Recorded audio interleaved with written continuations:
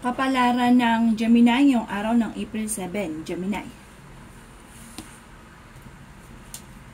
Sinasabi po dito na meron kang humanda ka, Gemini, dahil meron kang sitwasyon na parang hindi ganun kagandahan tungkol sa usapin ng pera.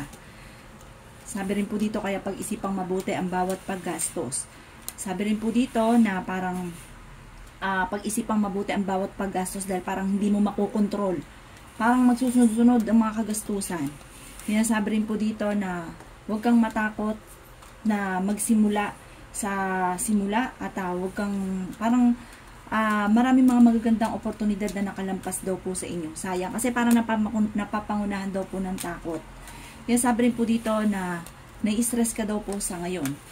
May manghihingi sa inyo ng tulong na hindi mo mapapahindian, Gemini. Sinasabi rin po dito na parang nagkakaroon ka ng anilangan sa inyong sarili. Sinasabi rin po dito na meron kang problema pinagdadaanan tungkol sa usapin ng tiwala. Sinasabi rin po dito na may problema kang pinagdadaanan sa pera pero malalampasan. Maging balance ka sa lahat ng bagay at may isang babae na Gemini na napaka-generous, parang buong pamilya na, buong kamag-anakan, parang tinulungan na.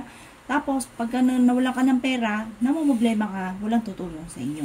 Sabi rin po dito, may malaking magandang pagbabago na maaaring maganap sa buhay ninyo. Ang inyo pong lucky color ay color pink at ang lucky number po ninyo ay nagsisimula sa 16, 7, 42, 20, 36 at 45. Good luck po!